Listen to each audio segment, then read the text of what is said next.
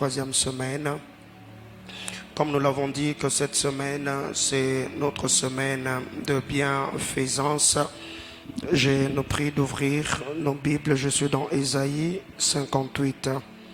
Avant de passer le micro à l'orateur, je voudrais insister sur ce, car c'est une instruction que nous avons reçue du Seigneur. Ésaïe 58 du verset 6 au verset 14. Je ne prêche pas, mais je nous le lis pour que nous puissions comprendre. Voici le jeûne auquel je prends plaisir. Détache le chaîne de la méchanceté, dénoue le lien de la servitude, renvoie libre les opprimés et que l'on rompe toute espèce de joug. Le verset 7. Partage ton pain avec celui qui a faim et fais entrer dans ta maison le malheureux sans asile. Si tu vois un homme nu, fais quoi? Couvre-le et ne te détourne pas de ton semblable. Alors, ta lumière poindra comme l'aurore et ta guérison germera promptement. Ta justice marchera devant toi et la gloire de l'Éternel t'accompagnera. Alors tu appelleras et l'Éternel répondra. Tu crieras et il dira, me voici.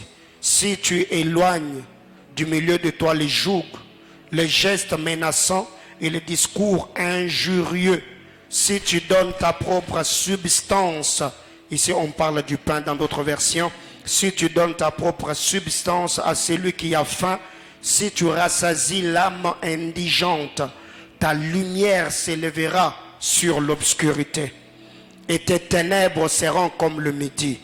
L'Éternel sera toujours ton guide. Il rassasiera ton âme dans les lieux arides. Et il redonnera de la vigueur à tes membres. Tu seras comme un jardin arrosé, comme une source dont les eaux ne tarissent pas. Les tiens, dans d'autres versions on dit ta postérité, rebâtiront sur d'anciennes ruines. Et toi, tu relèveras de fondements antiques. On t'appellera réparateur de brèches. C'est lui qui restaure le chemin, qui rend le pays habitable. Si tu retiens ton pied pendant le sabbat pour ne pas faire ta volonté à mon saint jour, tu ne fais pas du sabbat le délice. Je m'arrête là, on peut s'arrêter juste au verset 12. Bien-aimés dans le Seigneur, comme nous le savons, cette semaine, c'est notre semaine de bienfaisance. La semaine de bienfaisance, c'est que nous nous battons pour faire du bien à quelqu'un. Dans cette église, l'année passée, il y a sûrement des prédicateurs qui ont béni ta vie. Il y a l'équipe de protocole qui vous ont accueilli toute une année. Il y a ceux de la salubrité qui s'occupent des installations sanitaires, qui balayent le temple, qui mettent les chaises pour nous recevoir. Toutes ces personnes méritent notre attention. Même dans les différents départements, votre berger vous a dirigé toute une année. Vous pouvez vous concerter et lui faire une surprise. Surprise, ça ne demande pas beaucoup d'argent. Aujourd'hui, il y a des habits que j'ai pris de ma garde-robe, il y a des chaussures que j'ai pris chez moi, je suis venu avec. Déjà, j'ai réjoui le cœur de 4 personnes aujourd'hui. J'ai pris les habits, je leur ai donné, j'ai pris des chaussures de basket, je leur ai donné. J'ai dit, c'est ce que je peux vous donner au-delà de la prière et autre chose. Et je crois, jusqu'à la fin de la semaine, je suis encore en train de cibler certaines personnes que je vais bénir. Tu peux faire du bien à quelqu'un, tu peux bénir ton frère, tu peux bénir ta soeur. Même en priant, tu peux voir quelqu'un passer devant toi. Quand tu regardes tes chaussures, tu sens, il n'a pas de belles chaussures. Tu peux peut-être lui poser la question, tu choses combien? La chemise, le pantalon. Même le pasteur, il mérite que vous puissiez me faire du bien. Je parle de moi-même. Alléluia. Dis à ton voisin, c'est notre semaine de bienfaisance. Est-ce qu'on a déjà fait du bien à quelqu'un? On t'a déjà fait du bien? Qui a déjà reçu quelque chose? Seigneur, seulement 3 personnes, 4 personnes. C'est pas vrai. Dis à ton voisin, je suis à tes côtés. Dis-lui bien, je suis à tes côtés. Alléluia. Je vois déjà sur les statues des autres, ils réclament. Moi, hein, j'ai chose. D'autres même, j'ai vu, ils ont mis même des photos en disant, souvenez-vous de moi. Amen, amen. Bienfaisance, on ne demande pas, laisse que quelqu'un qui soit conduit par Dieu. Donc si quelqu'un vient te dire, oh, c'est bienfaisance, il ne faut pas donner. Alléluia. Le Seigneur va te conduire sûrement auprès de quelqu'un. C'est que Dieu te mettra à cœur, fais-le. C'est la parole de Dieu. C'est l'une des instructions que nous avons reçues pour Beraka depuis 2021, 2022 et cette année. Demain, je vais encore vous lire Ésaïe 58. Après demain, je vais encore les lire jusqu'à ce qu'on va se bénir. Alléluia.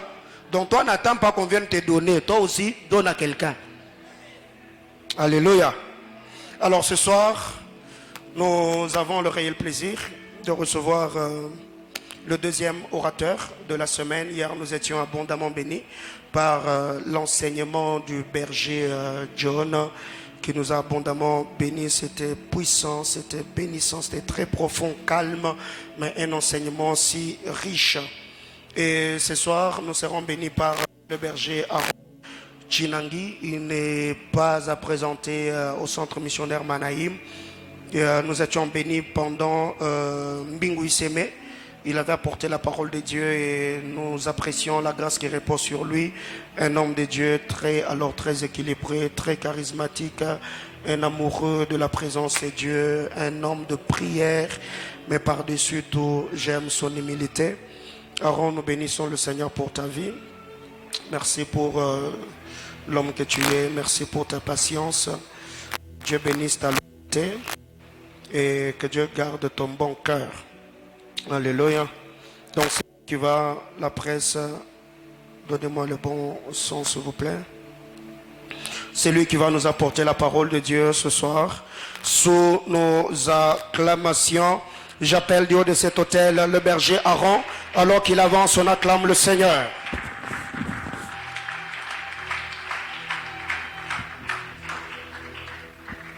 Acclamons le Seigneur, acclame Dieu.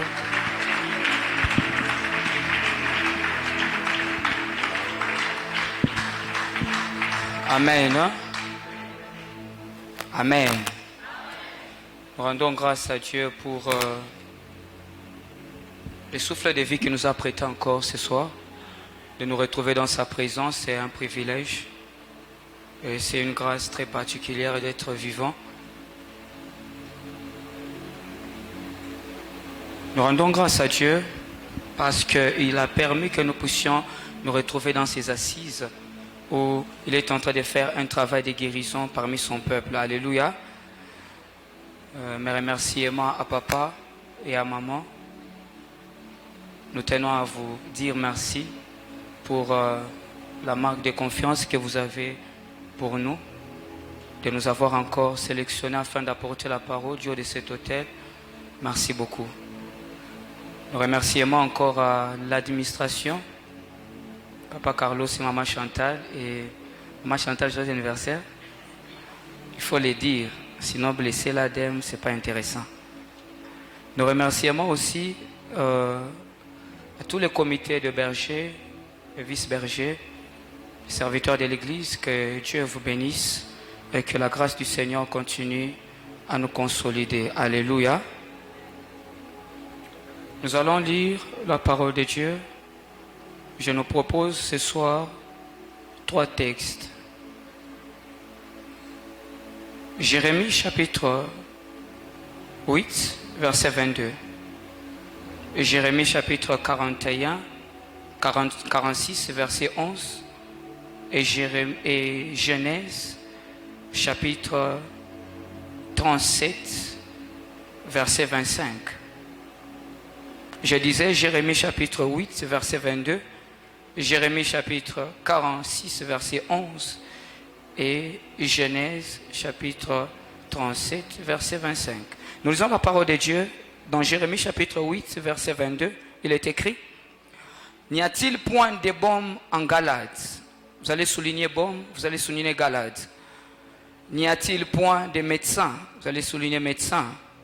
Pourquoi donc la guérison de la fille de mon peuple ne s'opère-t-elle pas? Jérémie 46, verset 11. La parole de Dieu déclare, monte en Galade. Vous allez encore souligner Galade. Prends du baume, vierge, fille de l'Égypte. En vain tu multiplies tes remèdes. Il n'y a point de guérison pour toi. Vous allez souligner remède. Genèse chapitre 37, verset 25. Il est écrit, ils s'assirent ensuite pour manger. Ce sont les 10 frères de Joseph. Ayant levé les yeux, ils virent une caravane d'Ismaélites venant de Galade. Vous allez souligner Galade. Leurs chameaux étaient chargés d'aromates, des baumes, vous allez souligner baumes, des myrrhes qu'ils transportaient en Égypte. La parole du Seigneur, on acclame Dieu. Vous allez associer encore Job chapitre 5, verset 18. Job chapitre 5, verset 18, il est écrit, il fait la plaie, c'est Dieu, il fait la plaie et il abonde, il blesse et sa main guérit. Il fait la plaie et il abonde, il blesse et sa main guérit. Matthieu 9, 12, il est écrit, ce ne sont pas ceux qui se portent bien qui ont besoin de médecins, mais les malades. Alléluia. La guérison des blessures de l'âme.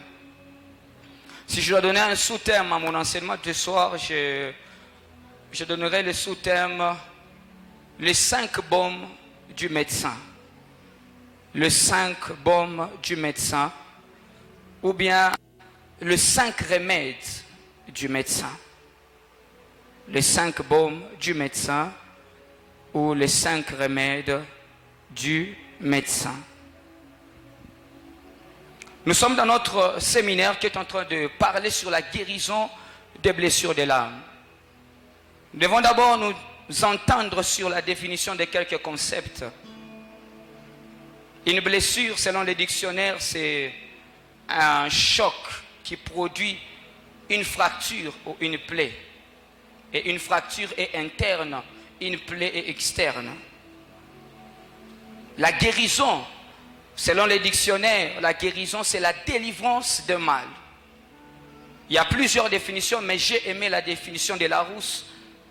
On est en train de dire, au sujet de la guérison, on dit, la guérison, c'est la délivrance de mal. Donc, à chaque fois que quelqu'un est délivré de mal, c'est une guérison. Alléluia. Et l'âme, c'est une des 3 parties de l'être humain, selon 1 Thessaloniciens chapitre 5, verset 23. Il y a l'esprit, l'âme et le corps. Et le mot âme vient de l'hébreu, lebab qui signifie l'homme intérieur. Donc ton âme, c'est ton homme intérieur, c'est ton toi mais invisible, c'est ton toi mais immatériel. Et c'est dans l'âme qu'il y a les émotions, les sentiments, il y a la conscience et il y a la chair. Dans l'âme, il y a aussi la chair. La chair est différente du corps. Le corps, c'est l'ensemble des organes, des parties humaines, mais la chair, c'est cette nature adamique qui est dans l'homme et qui le pousse souvent au mal. Et la chair est aussi dans l'âme. Alléluia. Nous allons comprendre où nous sommes en train d'aller. Et parlant de 5 baumes du médecin, qui est mon sous-thème de ce soir, les baumes, c'est une substance résineuse. Une substance résineuse, c'est-à-dire c'est comme du miel. C'est une substance résineuse qui est extraite de certaines plantes, de certains végétaux pour être utilisés en médecine comme médicament. Les baumes, c'est une substance qu'on tire des végétaux, qu'on tire des plantes pour qu'on puisse l'utiliser comme médicament. Et la plupart des médicaments, ça vient des plantes, ça vient des racines, ça vient des fruits, ça vient des tiges, ça vient des écorces. Et les baumes aussi, c'est une substance qu'on tire des végétaux pour être employé en médecine comme un remède pour guérir les maladies. Alléluia. Donc, en parlant des 5 baumes du médecin, j'aimerais parler des 5 remèdes que Dieu est en train d'utiliser pour guérir non pas les blessures physiques, mais les maladies de l'âme. Alléluia. Parce que Jésus-Christ est en train de parler aux pharisiens. Il est en train de dire, les publicains sont malades, mais ce ne sont pas vous qui prétendez être en bonne santé, qui avez besoin de médecins, mais ce sont eux qui sont malades, qui ont besoin de médecins. Et c'est Jésus-Christ, c'est médecin par excellence. C'est lui qui a les moyens de guérir et ton esprit, et ton âme, et ton corps. Et je suis convaincu que dans cette soirée, le Seigneur va faire un travail de guérison puissant et approfondi dans ton être, au nom de Jésus-Christ de Nazareth. De prime abord, j'aimerais dire des vérités. La première vérité est que les blessures ont commencé dans l'éternité et ça ne finira que dans l'éternité. Je suis dans Apocalypse chapitre 12 et dans Apocalypse chapitre 21 verset 4. Dans Apocalypse chapitre 12, on voit un Lucifer qui se rébelle. Et la rébellion est une blessure. Il s'est rébellé non pas lui-même, mais il a aussi entraîné un tiers de l'armée de Dieu. Satan a blessé Dieu dans l'éternité. La rébellion, c'est une blessure, c'est un coup que Dieu a reçu. Et tout a commencé dans l'éternité. Et dans Apocalypse chapitre 21 verset 4, il est écrit: lorsque nous serons dans la nouvelle Jérusalem céleste, alors sera accomplie la parole qui dit: il essuiera toute larme de nos yeux. Il n'y aura plus de mort, il n'y aura plus de deuil, il n'y aura plus de cris, il n'y aura plus de douleur, parce que les premières choses vont disparaître. Et toutes les choses qu'on a dit dans ces versets, ce sont des choses qui cardent avec les blessures. Quand on est blessé, on a la douleur. Quand on est blessé, on pleure. Quand on est blessé, on peut crier. Quand on est blessé, on peut gémir. Mais on est en train de nous présenter une nouvelle Jérusalem céleste dans laquelle il y a la perfection divine au point qu'il n'y aura aucun sujet de blessure. Amen. Les blessures intérieures ont commencé avec Satan dans l'éternité et ça terminera aussi dans l'éternité. Tant que nous serons sur terre, il y aura toujours des blessures. Mais aussi, parce qu'il y aura toujours des blessures, il y aura aussi toujours des remèdes. Ce n'est pas parce qu'on t'a blessé que c'est la fin du monde. Nous sommes dans les temps. Nous ne sommes pas encore dans l'éternité où il y aura la guérison parfaite et totale des blessures de l'âme. Mais étant dans les temps, alors qu'il y aura des blessures, il y aura toujours un remède. C'est ce que la parole de Dieu est en train de dire dans Genèse chapitre 37 verset 25. La Bible déclare: les frères de Joseph ont fendu Joseph. Mais les jours où ils ont pris la résolution de les vendre, de les trahir, c'était une blessure que Joseph a reçue. Mais Joseph est tombé entre les mains des Ismaélites. Et les Ismaélites avaient des chameaux. Et les chameaux étaient chargés de myrrhe. Ils étaient chargés de miel. Ils étaient aussi chargés de baume. En d'autres termes, les jours où Joseph a été blessé, c'est les jours où Jésus et Dieu ont mis déjà un remède à sa disposition. Parce que ces frères qui l'ont vendu, ils ont oublié que dans les mains des personnes où il est tombé, il y a un remède. Les Ismaélites qui ont acheté Joseph, ils avaient un remède entre leurs mains. Ils avaient du baume entre leurs mains. Et dès l'instant qu'ils l'ont acheté, en entrant avec lui en Égypte, Joseph ne pouvait que guérir. Parce que malgré que tu aies blessé Joseph, sache que les gens qui t'ont acheté, ils transportent un remède pour te guérir. Alléluia. Tant qu'il y aura des blessures, il y aura toujours des remèdes. Je suis dans Apocalypse chapitre 6. La parole est en train de dire qu'il y avait 4 cavaliers. Et le 3e cavalier, c'est le cavalier de la famine. Et lorsque le cavalier de la famine est libéré, on lui dit: messieurs, écoutez, tu vas aller sur la terre, tu vas frapper toute la végétation. Et tu vas tenir même qu'il y aura une grande famine. Tu vas toucher même au blé et au mou. Mais attention, un détail, ne touche pas à l'huile ou au vin. Parce que l'huile et au vin, ce sont des remèdes qui sont utilisés par les bons samaritains Jésus-Christ. Lorsqu'un homme sera blessé entre Jérusalem et Jéricho, il sera en mesure d'utiliser l'huile et le vin pour le guérir. La famine, c'est une carence. La famine, c'est une rareté.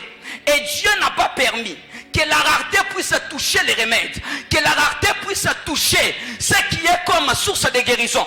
Parce qu'il sait que sur la terre, il y aura toujours des blessures intérieures. Alléluia.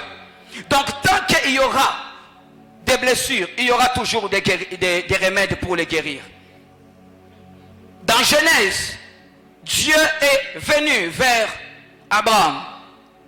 Il a dit: Abraham, écoutez, je vais faire avec toi une alliance. Et voici les signes de notre alliance.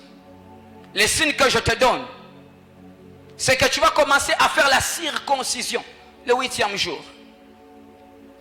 La circoncision laisse des blessures.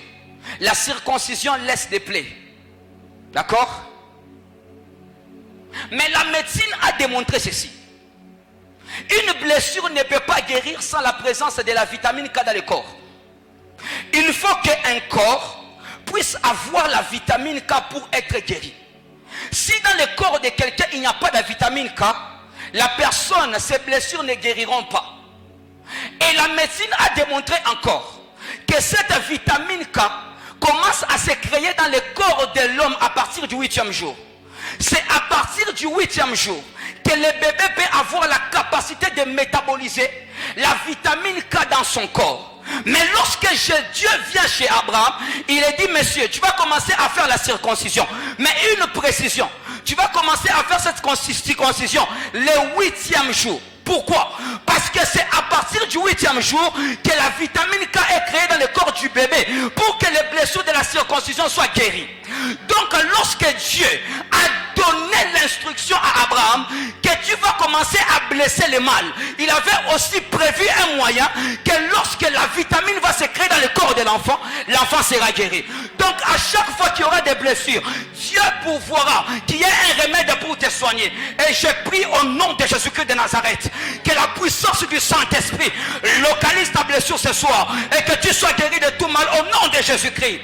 Si tu es Naaman, sache que même si en Syrie on ne te guérit pas, il y a quelque part, il y a ta guérison. Tu vas rencontrer un prophète qui s'appelle Élisée. Et Élisée va te donner une instruction. Et en obéissant à cette instruction, tu vas recevoir la chirurgie esthétique de Dieu.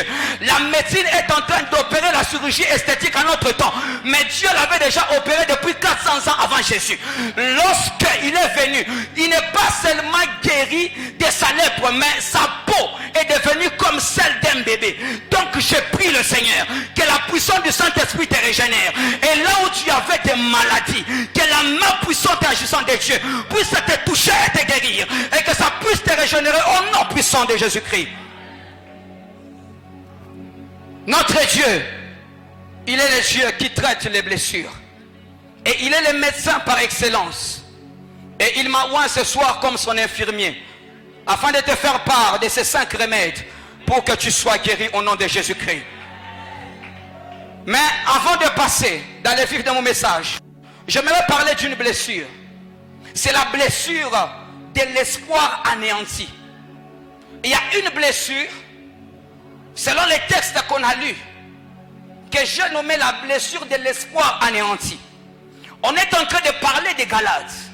On est en train de dire, c'est à Galate qu'il y a les bombes. C'est à Galate qu'il y a les remèdes. Et selon les commentateurs, Galate était le producteur des bombes. Galate était le producteur des remèdes. Donc, s'il y a quelque part où on devait avoir la guérison, c'est à Galate.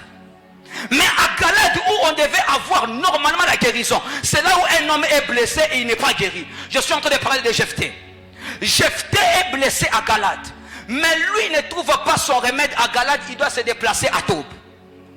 Dieu, il est le Dieu qui est souverain. Et dans sa souveraineté, il y a des choses qui peuvent arriver. Où tu as un espoir et tu t'attends à... Mais pas à ce qui t'est arrivé. Il y a des gens comme ça. Galate, c'est une maison de la guérison, normalement. Mais comment c'est fait que dans la maison de la guérison, là où il y a des remèdes qui soignent les gens, là où il y a les médecins qui soignent les gens, c'est là où on blesse quelqu'un. Paradoxe. Il y a des choses comme ça qui arrivent. Les lieux où tu voulais ou bien tu espérais que ça sera les lieux de ta consolation, mais c'est là qu'on te blesse. La personne à qui tu espérais que c'est cette personne qui sera pour toi sujet de consolation, de guérison, c'est la personne qui te blesse. Paradoxe. Là où tu devais être normalement guéri, c'est là où tu es blessé. Là où les autres sont guéris, c'est là où toi tu es blessé. Et tu n'as pas de guérison. Et c'est une blessure qui cause des dommages très dangereux. Jésus-Christ, je suis dans Marc chapitre 11, verset 12 à 14. Il a vu un figuier de loin et il a animé son espoir. Il avait faim. Il dit, je vais m'approcher de ce figuier et je vais manger de son fruit. Il avait déjà un espoir que ma famille vient de trouver une solution. Mais arrivé près du figuier, il trouve le contraire. Il n'y a aucun fruit. Et là, il s'est mis en colère. Il a maudit le figuier. Il avait l'espoir que sa faim sera atténuée. Parce que ce figuier était une source d'espérance. Mais son espoir a été anéanti. Et là, la malédiction est sortie. Jésus a été blessé. Le figuier a blessé Jésus. Lorsque nous avons un espoir en quelque chose et que notre espoir est anéanti, ça blesse. Quelqu'un s'attend à quelque chose.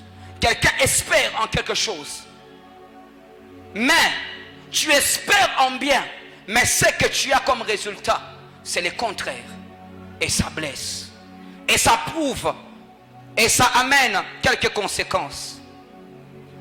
La première conséquence de cette blessure, de l'espoir anéanti, c'est la perte de contrôle. La perte de contrôle. Je suis dans Nombre chapitre 20, verset 1er au verset 13. Il s'agit de Moïse. Ils arrivent aux eaux de Mériba. Et c'est là que Moïse a commis la plus grande erreur de sa vie, qui l'a coûté Canaan. Et on dit, le peuple s'était soulevé pour chercher querelle à Moïse. Et Moïse a perdu contrôle. Mais j'ai demandé à Moïse, tu m'expliques. C'est pas la première fois quand même que ton peuple t'a mis la pression. Qu'est-ce qui t'a fait que seulement cette fois-ci tu as perdu le contrôle? Et Moïse m'a répondu, j'étais blessé. Lorsque vous lisez le premier verset, le verset 1er et le verset 2, il est écrit, toute l'assemblée des enfants d'Israël arriva dans le désert de Tsin, le premier mois. Et le peuple s'arrêta à Kadès. C'est là que mourut qui Marie et qu'elle fut enterrée. Il n'y avait point d'eau pour l'assemblée. Et l'on se souleva contre Moïse et Aaron. Le peuple chercha querelle à Moïse et dit, que n'avons-nous pas expiré quand nos frères expirèrent devant l'Éternel? La blessure de Moïse, c'était la mort de sa sœur. On venait à peine d'enterrer sa sœur. Myriam venait de mourir. Et Myriam était quelqu'un qui était très attaché à la vie de Moïse. Et Moïse l'aimait beaucoup. Au point que Myriam a touché à l'autorité de Moïse. Dieu a voulu frapper Myriam. Mais Moïse a intercédé pour que Dieu ne la frappe pas. Voyez de quel amour Moïse aimait sa sœur. Et c'est cette sœur-là qui venait de mourir. À peine qu'il vient de l'enterrer, le peuple se lève pour chercher querelle à Moïse. Le peuple normalement qui devait te comprendre, normalement qui devait te consoler, parce que tu es endeuillé, c'est ce peuple-là, à peine que tu viens d'enterrer ta soeur, il se lève pour te chercher querelle. Comment tu vas te sentir? Moïse était blessé. C'est pourquoi David a dit dans Psaume 106, versets 32 et 33, David est en train de dire, ils ont tenté Dieu aux eaux de Mériba et Moïse a été puni à cause d'eux parce qu'ils ont aigri son âme, c'est-à-dire ils ont amertumé son âme, ils ont blessé son âme. Moïse a été puni parce que son peuple l'a anéanti, l'a achevé. Là où le deuil de sa sœur l'a blessé, son peuple est venu ajouter la pression. Et Dieu a donné l'instruction. Moïse a perdu le contrôle. C'est la première fois qu'il a désobéi et ça l'a coûté cher. Un homme dont l'esprit est anéanti, il peut perdre le contrôle. Et il peut perdre le contrôle dans les décisions. C'est un homme qui peut prendre des décisions très dangereuses, qui peut avoir des conséquences très fâcheuses, et ça va le coûter cher. Moïse, ça l'a coûté Canaan, et il n'est jamais entré. Malgré qu'il a intercédé, Dieu a dit non, tu n'entres pas. Lorsque tu as une espérance, lorsque tu as un espoir, et que c'est le contraire qui arrive, demande à Dieu que tu gardes le contrôle. Parce que si tu n'es pas fort mentalement, émotionnellement, tu peux perdre le contrôle. Et c'est là que tu peux prendre des décisions très dangereuses qui peuvent t'écarter de ton héritage. Alléluia. La deuxième conséquence, c'est que ça crée les retards. Les retards. Je suis dans Genèse, chapitre 27, verset 41. Ça crée les retards. Ésaü est blessé. Et Ésaü est en train de dire, mon père va bientôt mourir.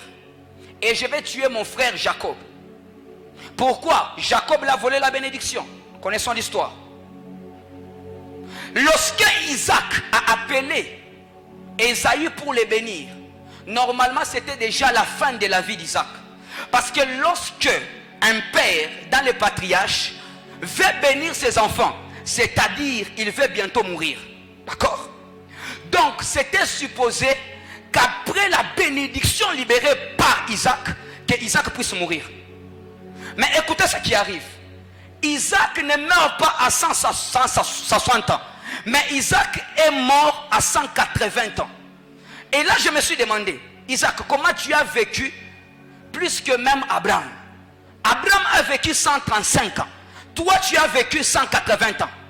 Et Isaac m'a répondu, la raison de ma longévité, c'était à cause d'une blessure. Parce que si Isaac meurt avant, Jacob aussi était non mort. Ésaü a dit ceci, mon père va mourir et je vais tuer mon frère Jacob. Il avait peur de tuer son frère en présence de son père parce que son père allait le maudire. Alors il attendait la mort de son père pour tuer son frère. Et là Dieu a regardé, il a dit, donc toi tu veux te venger, ton âme est blessée. Ses mains voulaient enterrer Isaac pour que son cœur puisse se venger de Jacob. Mais Dieu a mis ses mains en retard jusqu'à ce que son cœur soit guéri. Alors la mort est venue. Lorsque tu es blessé, tu es en train de te mettre en retard. Un cœur blessé mettra ses mains dans la salle d'attente. Tout celui qui est blessé ne reçoit pas ce à quoi il s'attend, ce à quoi tu espères. Parce que Dieu est en train de regarder que tu peux utiliser ce qui va te donner comme des cartouches de vengeance. C'est la raison de la longévité d'Isaac. Isaac, normalement, après avoir béni Jacob, il devait mourir. Mais parce que Ésaü était blessé, ça a causé un retard dans sa mort. Bien-aimés frères, lorsque ton âme est blessée, tes mains ne reçoivent pas. C'est comme un diabétique qui demande du sucre. Tu peux pleurer, on ne te donne pas. Tu es malade. Sois d'abord guéri et on te donnera du sucre. Je crois de tout mon cœur que Dieu va guérir ton âme ce soir. Et tes mains vont recevoir ce qu'elles doivent recevoir. Beaucoup de mains sont en retard. Pourquoi? Parce que les âmes sont blessées. Dieu, avant de te donner à main, il donne d'abord au cœur. Dieu ne donne pas aux mains d'abord. Il donne d'abord au cœur avant de donner aux mains. Et si la bénédiction de Dieu passant par le cœur est sous les tests, tes mains sont en attente. Lorsque ton cœur est blessé, tes mains sont en train d'attendre.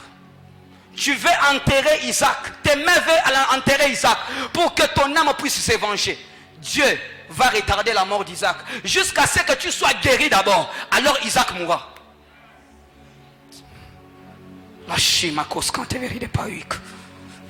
La troisième conséquence est la dernière. Ça ouvre les portes des puissances des ténèbres. Lorsqu'un espoir qu'on était en train de nourrir est anéanti, ça ouvre des portes aux puissances des démons. Je suis dans Marc 14, verset 3 au verset 11. Il est écrit, Judas, l'un des 12, il s'est levé pour aller vendre Jésus. Mais dans cette histoire, c'était autour d'une scène. Quelle scène? La scène de la femme qui a répandu le parfum aux pieds de Jésus.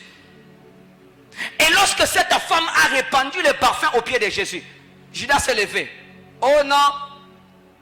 Pourquoi ne pas vendre ses parfums et avoir de l'argent donné aux pauvres? Et Jean chapitre 12 verset 6 dit ceci. Il ne disait pas ça parce qu'il était en peine des pauvres, mais c'est parce qu'il était voleur. Et que quand il tenait la caisse, il était en train de voler ce qu'on y mettait. Et Luc chapitre 22 verset 23, il est écrit, Satan entra dans Judas Dans Marc, après cette scène-là, alors que Judas attendait que ça soit une occasion pour lui de se faire de l'argent. Donc, les parfums qu'on devait vendre, et lui devait prendre l'argent. Il devait encore voler là-dedans pour se faire de l'argent. Donc, il espérait vraiment que c'est une occasion favorable de me faire de l'argent. Mais cette occasion, cet espoir s'est envolé en fumée. Et là, il a été blessé. C'est là que Satan est entré dans Judas. Et Judas est parti voir les pharisiens. Et il a livré Jésus. Bien-aimé, lorsque tu as un espoir et qui est anéanti, tu peux ouvrir des portes de ténèbres dans ta vie. Et Satan peut entrer pour te faire faire des choses très abominables. Caïn a tué son frère. Pourquoi? Parce qu'il a été blessé, mais il a ouvert la porte. Dieu l'a dit, les péchés se couchent à ta porte. Et ses désirs se tournent vers toi. Donc, la porte était là fermée. Et le péché, l'esprit du mal, était à la porte. Et blessé, il n'a pas su résister. La porte a été ouverte. Le diable est entré. Et Caïn a tué son frère. Lorsque tu es blessé, par un espoir qui est anéanti, tu peux perdre le contrôle. Et ça peut ouvrir des portes des ténèbres. Nous connaissons, nous tous, ou quelques-uns, il y a un dessin animé que mes nièces avaient l'habitude de suivre. C'est le dessin animé, le fameux dessin animé de Miraculous. Je ne sais pas si nous connaissons. Il y a un personnage bizarre qu'on appelle les papillons. Et ce personnage-là est en train de posséder ses victimes lorsque ces victimes, leur espoir est anéanti. Quand leur espoir est anéanti, il t'envoie son démon te possède et il te fait faire des choses très abominables que tu vas regretter après. Parce que lorsque Judas a vendu Jésus, ce n'était pas lui, c'était Satan. Lorsque Satan l'a quitté, il dit, ah, j'ai livré les sangs innocents. Mais c'était trop tard. Quand il a dit, j'ai livré les sangs innocents, donc il était rentré en lui. Satan l'a laissé un peu libre. Donc tout ce qu'il a fait avant, ce n'était pas lui, c'était Satan. Il était entré. Pourquoi? Parce qu'il a laissé la porte ouverte. À chaque fois que ton espoir est anéanti, garde le contrôle. N'ouvre pas la porte, mais garde les portes fermées. Il y a une famille aux États-Unis. La mère était chantre, elle chantait. Et elle a été blessée. Blessée, elle va se droguer.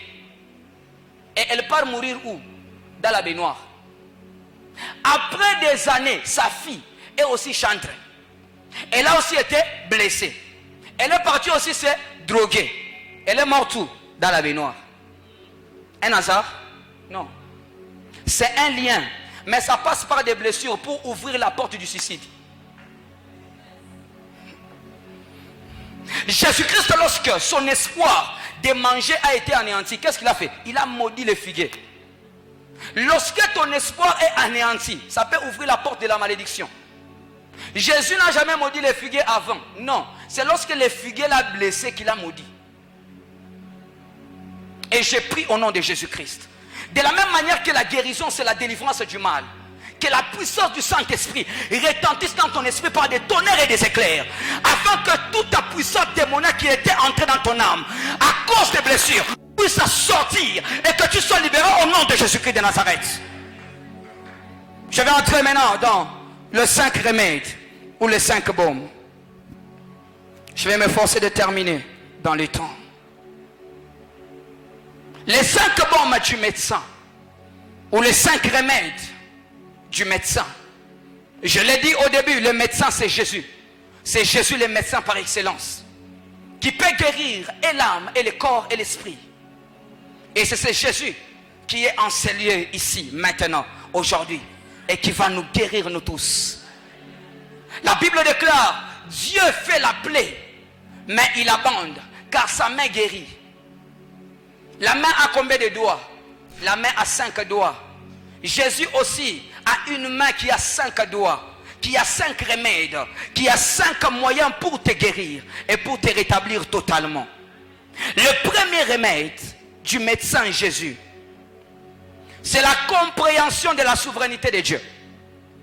Le premier remède, c'est la compréhension de la souveraineté de Dieu.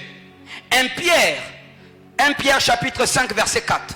Il est écrit: lorsque le souverain pasteur apparaîtra, il vous donnera une couronne incorruptible. La compréhension de la souveraineté de Dieu, c'est un remède pour guérir tes blessures. Mais pour guérir quel type de blessures? La compréhension de la souveraineté de Dieu, ça guérit les blessures qui viennent de Dieu lui-même. Le berger Harold nous a dit que Dieu peut nous blesser. Mais comment on peut guérir lorsque Dieu nous blesse? Alléluia. Voici. Dieu peut nous blesser d'abord, premièrement, pour nous briser. Ésaïe 53, 5, il est écrit: il a été blessé pour nos péchés et brisé pour nos iniquités. Et là, la blessure est associée à un brisement. Les blessures de Jésus, c'était un brisement que Dieu effectuait sur son propre fils. Voyez-vous? Dieu peut nous blesser premièrement pour nous briser.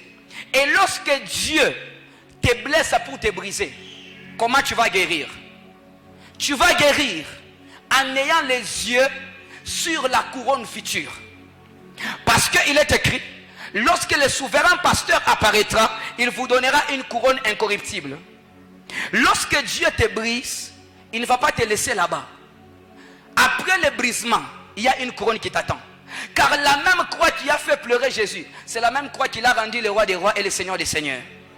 Donc lorsque Dieu te brise, que tes yeux soient fixés sur la récompense future, ça va te donner une guérison et une consolation.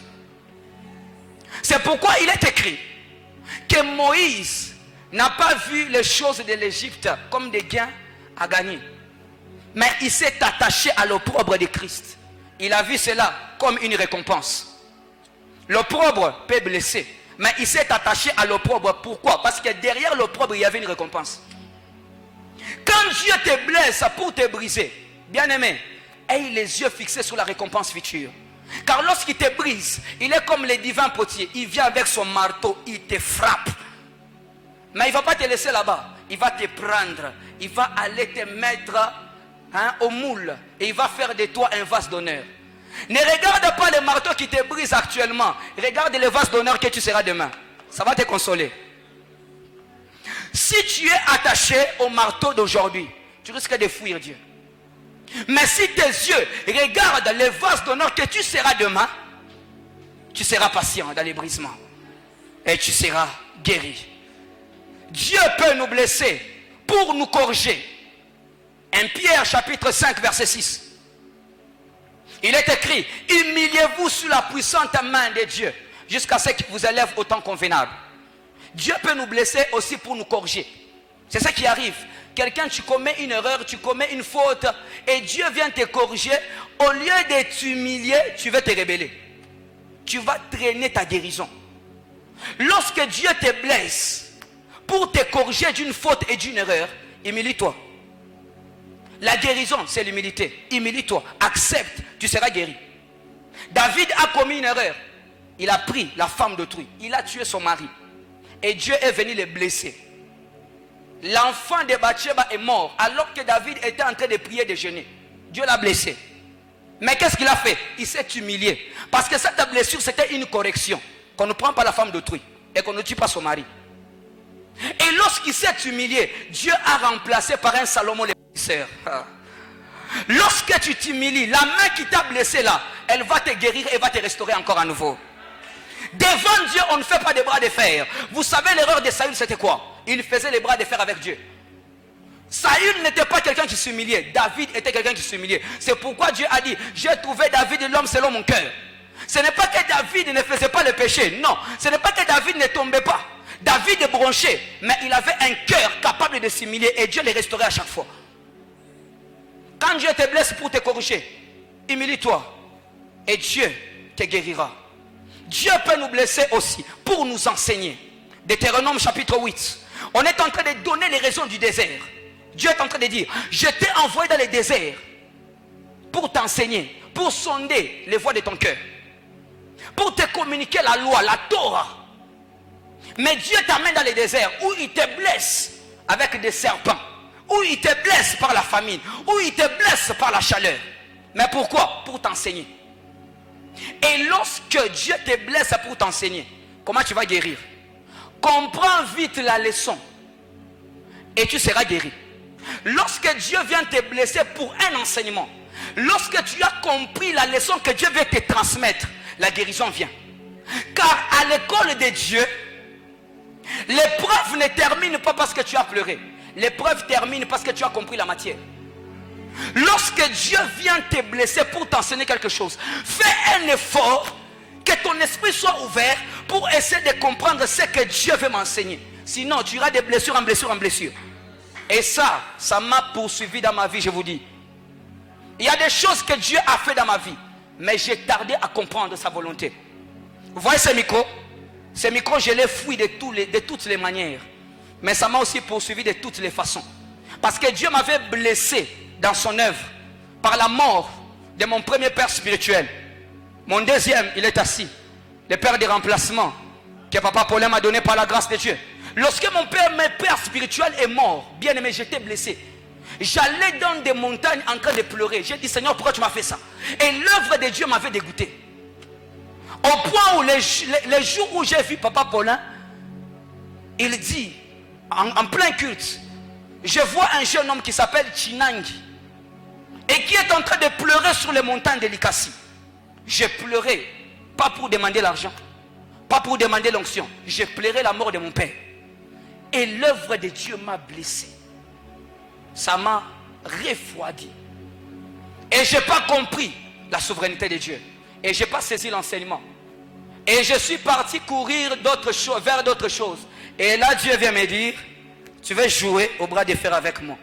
Comment Dieu a commencé à me blesser? Dieu a commencé à me refuser ce que moi-même je cherchais. Mais il est donné aux autres par moi. C'est-à-dire, tu as besoin de choses, tu ne les as pas. Mais quand tu pries pour quelqu'un, la personne l'obtient. Et j'ai tellement pleuré, frère, j'ai chassé des démons, je dors. Il vient en rêve, il me dit, il n'y a pas de démon à chasser, c'est moi. Et pour te prouver qu'il n'y a pas de démon à chasser, c'est moi. La personne pour laquelle tu as prié viendra témoigner dans quelques jours qu'il a obtenu ce que tu as dit. Tu as dit. Et après quelques jours, prophète, Dieu a fait. Et je suis allé de blessure en blessure parce que j'ai tardé à comprendre la volonté de Dieu. Dieu voulait me donner un enseignement. Qu'un leader, ça se garde précisément. Qu'un leader, ça s'échec. Qu'un leader, il faut prendre soin. Dieu voulait me donner une leçon capitale. Et moi, j'ai commencé à fuir son œuvre. Et il m'a récupéré. Et aujourd'hui, il continue encore à me blesser. Malgré que j'ai déjà compris la leçon. Ah, Dieu. J'espère qu'il va me guérir. Alléluia. Quand Dieu te blesse pour t'enseigner, je disais, comprends vite la leçon. Car c'est la compréhension de la leçon qui va te faire sortir de l'épreuve. Le deuxième remède, le deuxième moyen, c'est le feu de la prière. Le feu de la prière. Matthieu chapitre 6, verset 13. Il est écrit, priez comme ça. Délivre-nous du mal. Ne nous soumets pas à la tentation, mais délivre-nous du mal. Je disais, le deuxième remède, c'est le feu de la prière. Il y a une technique de guérison qu'on appelle la cautérisation. La cautérisation. C'est une technique pour guérir une blessure. Comment ça s'est fait? Vous voyez, si je me blesse, si j'ai une blessure, et que la blessure commence à saigner, je prends un morceau de fer, je mets au feu. Et le fer va chauffer, ça va chauffer, ça va chauffer. Et quand ça va chauffer, je prends ce fer chaud, je mets sur la blessure. Ça va faire mal, oui. Mais ça va fermer la blessure et ça va arrêter l'hémorragie. Et on appelait ça la cautérisation. C'est une technique qui a été née au Moyen-Âge. Et c'est une technique qui est appliquée à la guerre. Donc à la guerre, quand on te blesse et il n'y a pas de médecin, tu dois pratiquer cette technique pour que ton hémorragie s'arrête et que tu ne puisses pas mourir sur les champs de bataille. Voyez-vous? Et le feu de la prière peut guérir aussi les blessures de l'âme comme ça. Mais ça guérit quel cas, quelle sorte de blessures? Ça guérit les blessures qui viennent de Satan. Car nous sommes en guerre contre Satan. Nous sommes en guerre contre les malins. Nous sommes en guerre contre l'ennemi. Satan peut blesser. Genèse chapitre 3 verset 15. Il est écrit: la postérité de la femme va t'écraser la tête, mais toi tu lui blesseras les talons. Satan peut blesser. Et il est aussi écrit dans Proverbe 26, 10 que Satan est comme un archer qui est en train de blesser tout le monde. Donc Satan là, c'est un tireur de flèches. Il a des flèches, il peut tirer des flèches dans toutes les sens. Et il peut blesser n'importe qui n'est pas à l'abri. L'homme qui a été blessé par les brigands. Les brigands, c'est l'image de Satan, c'est l'image du voleur. Car Jean 10, 10 est en train de dire: les voleurs ne viennent que pour dérober, égorger et détruire. Lorsqu'on égorge, on blesse. Cet homme a été blessé. Pourquoi? Parce qu'il a quitté le confort, il a quitté la prière, il a quitté Jérusalem. Lorsque tu veux guérir des blessures de Satan, bien-aimé, prie. Et vous savez pourquoi même Satan blesse l'homme? Satan blesse l'homme parce que lui-même il est blessé par l'homme. Lorsque Satan regarde l'homme, l'homme le rappelle ce qu'il a perdu et qu'il ne peut plus récupérer. Satan était qui? Satan était Lucifer, l'archange de la lumière. Et aujourd'hui il est qui? Il est le prince des ténèbres. Et Dieu vient à l'homme, il lui dit: tu es la lumière du monde. Satan était chargé de la louange et de l'adoration. Il avait la louange et l'adoration, selon Ésaïe 14. Aujourd'hui il est qui? Il est le maître des blasphémateurs. Et Dieu a dit à l'homme: tout celui qui respire loue l'Éternel. Et le temps est déjà arrivé où les vrais adorateurs adoreront le Père en esprit et en vérité. Satan était au ciel. Il avait un trône, mais il a voulu s'élever jusqu'au niveau de Dieu. Dieu l'a précipité dans le séjour des morts. Mais il vient à l'homme, il lui dit quoi? Je viens bientôt te récupérer et t'amener au ciel avec moi. Donc l'homme rappelle à Satan tout ce qu'il a perdu et qu'il ne peut plus récupérer. C'est pourquoi il veut les blesser. Donc les blessures de Satan, ce n'est qu'une vengeance. Satan n'aimera jamais l'homme, jamais. Jamais. Satan n'aime personne. Même les satanistes là qui travaillent pour lui, eux, ils se font amener en bateau. Satan n'aime personne. À chaque fois que Satan regarde l'homme, il est énervé. L'homme l'a pris ce que lui avait. Dieu l'a donné à l'homme et il ne peut plus le récupérer. Et il vient maintenant avec ses coups bas pour blesser l'homme, afin de rendre sa vie amère. Mais si tu veux te mettre à l'abri, bien-aimé, prie. Jésus les a dit: priez comme ça. Ne nous soumets pas à la tentation, mais délivre-nous du mal. N'est-ce pas? Les tentations ne viennent pas de Dieu. Les tentations viennent de Satan. Donc ce sont des blessures de Satan. Et il les a dit: priez que Dieu vous délivre du mal. La guérison c'est quoi? La guérison, je l'ai dit dans mon introduction, la guérison c'est la délivrance d'un mal. Donc en d'autres termes, Jésus voulait leur dire: priez, Père, ne nous soumets pas aux blessures de Satan, mais guéris-nous. Parce que les tentations sont des blessures de Satan. Et la délivrance du mal, c'est la guérison. Donc le seul moyen de guérir des blessures qui viennent de Satan, bien aimé, c'est la prière. Jésus vient dire à Pierre: Pierre, vous dormez, priez, car les tentations sont en train de venir. Les flèches du malin sont en train de venir. Pierre a fait quoi? Il s'est endormi. Et quand les flèches sont venues, ça l'a blessé. Il a régné Jésus, il a pleuré amèrement. Pourquoi? Il a été blessé. Mais pourquoi il a été blessé? Parce qu'on l'a averti que les flèches sont en train de venir. Mais lui s'est endormi au lieu de prier. Bien aimé, Satan c'est un assassin. Je l'ai dit, il faut le prendre au sérieux. Satan est comme un général qui a déjà perdu ses grades. Parce qu'il a déjà été dépouillé, n'est-ce pas? Il a déjà perdu ses grades. Mais il garde encore sa formation militaire. Si tu ne le prends pas au sérieux, il peut te blesser. C'est quelqu'un qu'il faut prendre au sérieux et s'engager dans la vie de prière afin d'échapper à son contrôle. Tout celui qui n'a pas le feu de la prière se fera blesser par Satan. Et tout celui qui veut guérir des blessures de l'ennemi, il doit se lever en prière. Et j'ai prie le Seigneur qu'une prière t'anime, afin que le feu de Dieu tombe sur les blessures qui sont venues de l'ennemi et que tu puisses guérir au nom de Jésus. C'est comme la rouille. Ézéchiel 24:12 est en train de dire: la rouille dont elle est pleine, c'est le fer. La rouille dont elle est pleine ne s'en va pas. La rouille ne s'en ira que par le feu. Le fer, c'est un métal dur. Quel métal peut blesser le fer? Quel métal peut faire une trace sur le fer? Il n'y a pas. Mais ce métal qui est si dur peut être blessé par quelque chose, la rouille. La rouille peut blesser tellement le fer et le fer tombe en défaillance. Et le prophète est en train de dire: la rouille qu'il y a sur le fer, c'est une rouille qui est pleine et les efforts sont inutiles.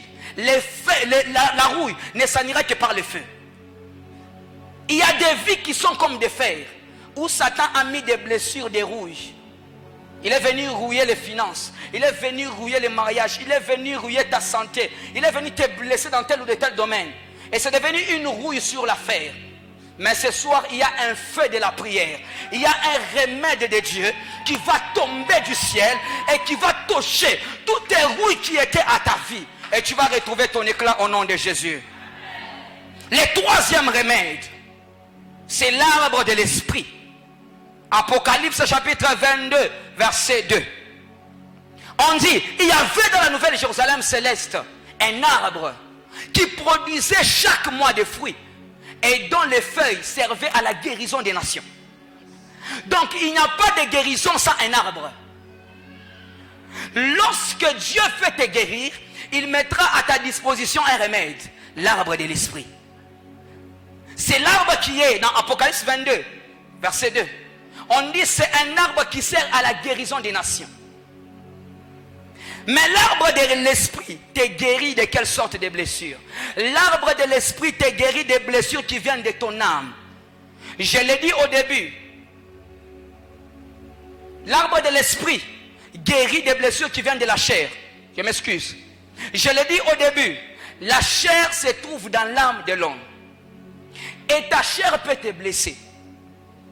Et le seul moyen de combattre les œuvres de ta chair, c'est l'esprit.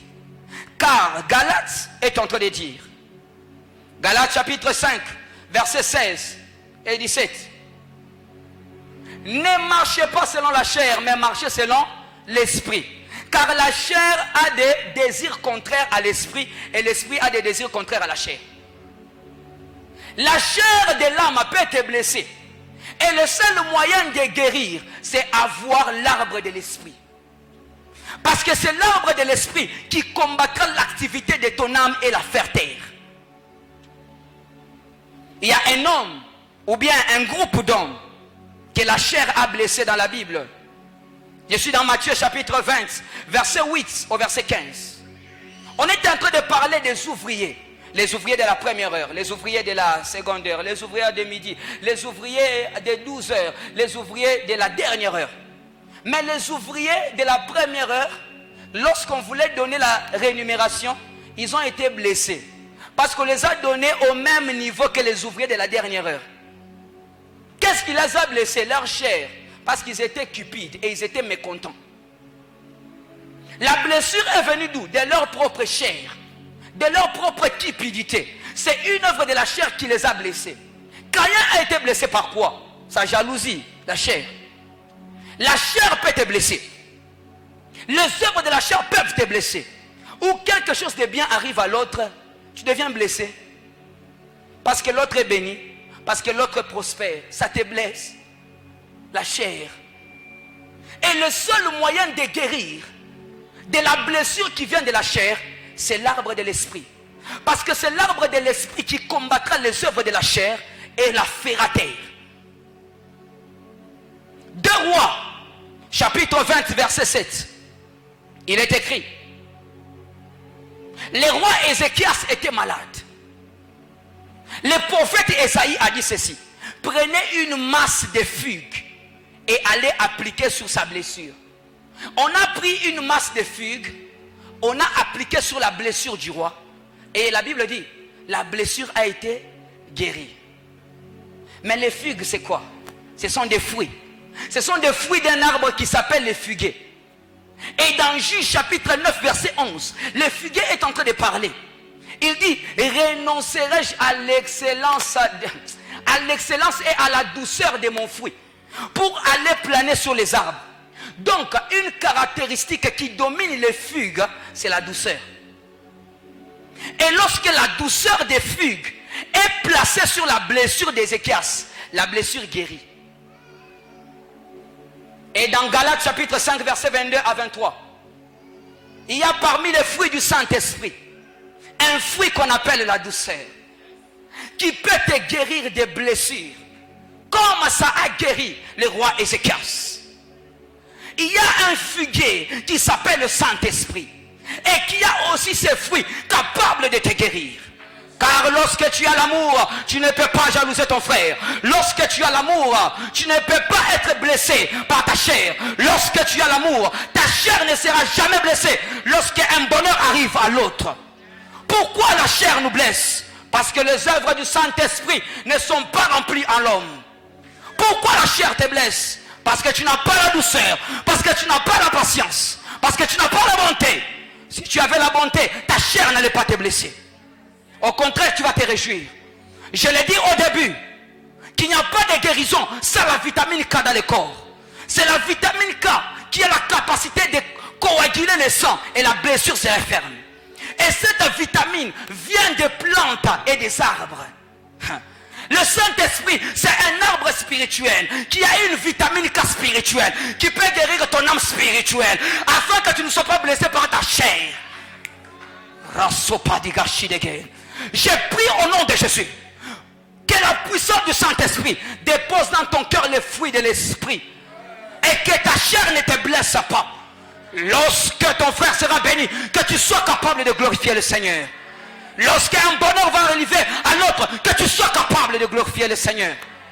Que la chair se taise en toi et que l'Esprit de Dieu te guérisse. Rapla sauvé Katari. Notre Dieu, il est le Dieu de guérison. Et il opère la guérison par multiples façons. Le quatrième remède, je m'en vais chuter. J'aimerais parler de la saveur du ciel, du sel. La saveur du sel. Le quatrième remède, la saveur du sel. 2 Rois chapitre 2, verset 19 à 22. Papa l'a lu pendant qu'on était en train de prier. Et je dis, l'esprit des prophètes obéit aux prophètes. Il est entré dans mes notes. Alléluia. La saveur du sel peut guérir tes blessures. Mais quel type de blessures? Les blessures d'humains perturbateurs. Il est écrit, le peuple de Jéricho a dit, le séjour du pays est bon, mais il y a un problème. Les eaux sont mauvaises. Donc, tout va bien, mais il y a un main qui vient me blesser. Il y a un main qui vient apporter la perturbation. Il y a des gens comme ça. Tout va bien, mais il y a un main qui vient chagriner leur cœur. Au point où ils oublient tout ce qui marche. Ils se focalisent sur ce qui ne marche pas. Alors, qu'est-ce que Dieu va faire? Il va amener un sel spirituel pour résoudre les problèmes de ton main, afin que ta joie devienne parfaite. Car il a dit dans sa parole, demandez afin que votre joie soit comment? Parfaite. Donc, lorsqu'il y a un main qui te blesse, Dieu viendra résoudre ces mains par une saveur du sel, afin que ta joie puisse être parfaite et que ton âme soit guérie. Je crois qu'il y a un sel spirituel qui sera libéré dans ces cultes. Et tout ce qui te tenait à cœur et qui était en train de perturber ta joie sera guéri et restauré au nom de Jésus. Et le sel, ça peut être une personne. Matthieu 5:13, la Bible déclare, vous êtes le sel de la terre. Donc un sel, c'est un homme. Un homme peut être un sel. Et cet homme peut venir dans ta vie et guérir tes blessures. Je prie que le Seigneur te donne des hommes sels. Car si tu peux être blessé par un homme, tu peux être aussi guéri par un homme.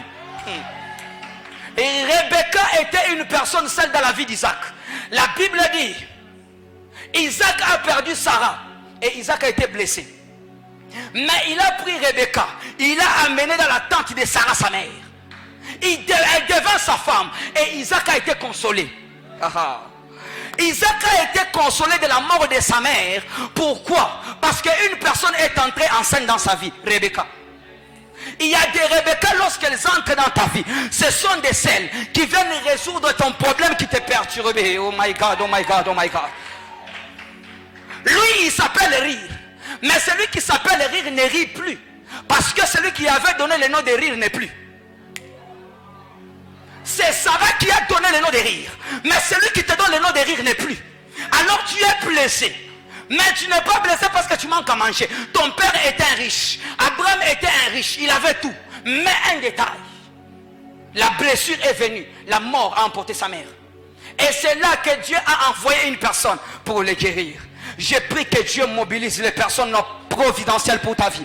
Afin que partout tu as des blessures, que la puissance du Saint-Esprit t'amène des hommes guérison, des hommes consolation, des hommes rétablissement, et que tu sois guéri de tout mal au nom puissant de Jésus-Christ.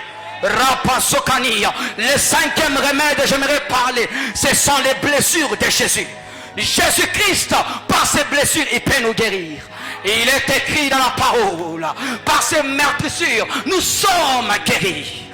Jésus par ses meurtrissures peut te guérir. C'est-à-dire, Jésus est blessé pour résoudre les problèmes de tes blessures. Et c'est quoi la blessure de Jésus? Je suis dans Jean chapitre 11.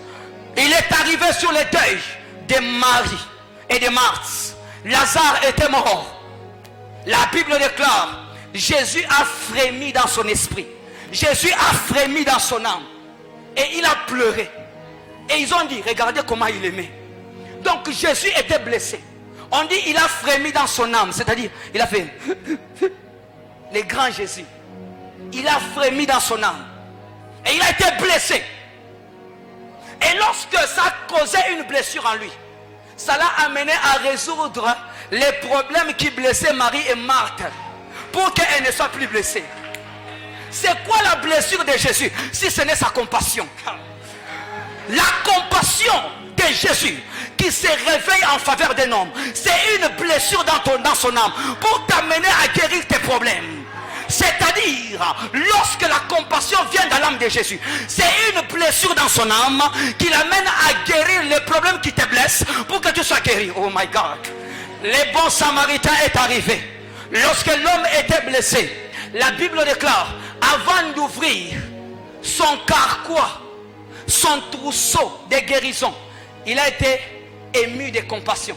C'est-à-dire, il a été blessé. Son âme a été blessée. La compassion dans son âme l'a blessé.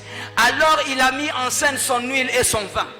Bien-aimé, la blessure de Jésus qui est sa compassion mettra en œuvre son huile et son vin afin de guérir le problème qui te blesse pour que tu sois rétabli. Oh, je suis en train de parler de la compassion de Dieu. Lorsqu'elle te localise, bien-aimé frère, même si tu as des blessures qui t'ont mis KO, la compassion de Jésus-Christ mettra en scène l'huile de son esprit, mettra en scène le vin de sa bouche pour guérir les problèmes qui te blessent afin que tu sois restauré.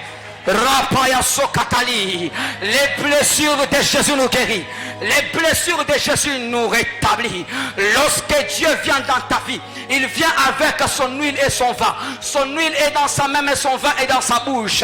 L'huile de l'onction, c'est la capacité de résoudre ton problème. Et le vin qui est dans sa bouche, c'est la capacité de parler sur ton problème. Je demande à Dieu qu'il engage ses capacités et ses paroles afin que le problème qui te blessé soit résolu. Au nom puissant de Jésus-Christ de Nazareth. Oh, il a rencontré cette femme blessée par la mort de son fils unique. Et il a mis en scène sa main. Il a mis en scène sa bouche. Il a touché le cercueil. L'enfant a été ressuscité. Pourquoi? Il a été blessé de voir cette femme pleurer.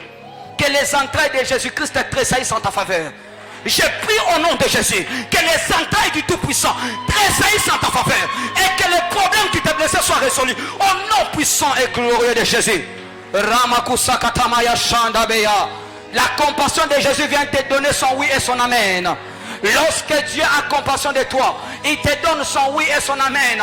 2 Corinthiens 1:20, la Bible déclare, en lui il y a le oui, en lui il y a l'amen. Le berger Harold nous a dit que le nom de Dieu peut blesser. Si le nom de Dieu peut te blesser, son oui peut te guérir. Je suis venu te donner un médicament par excellence qui peut te guérir, c'est la validation céleste. Lorsque Dieu te valide, même là où l'homme a refusé, tu vas entrer. Parce que l'élection de Dieu, c'est la majorité absolue. L'homme peut dire non, mais lorsque Dieu dit oui, c'est fini. Je demande que Dieu Tout-Puissant, du haut de son trône, puisse te dire oui, afin que tes problèmes soient résolus. Au nom puissant de Jésus. Vous savez, l'ultime puissance des remèdes contre les blessures intérieures, c'est quoi? L'ultime puissance, c'est l'enlèvement de l'église. Le Seigneur est venu et on s'est entretenu avec lui. Le Seigneur m'a demandé ceci: Aaron, as-tu constaté mes blessures? J'ai dit oui, Seigneur, j'ai constaté vos blessures. Il m'a dit, il y a des blessures que j'ai avant ma mort, mais il y a des blessures aussi que j'ai après ma résurrection. Et là, j'ai demandé au Seigneur, Seigneur, explique-moi. Ça veut dire quoi, les blessures avant ta mort? Il a dit, avant ma mort, j'ai été blessé à la tête, la couronne d'épines. J'ai été blessé dans les mains. J'ai été blessé aux pieds. J'ai été blessé aux côtés.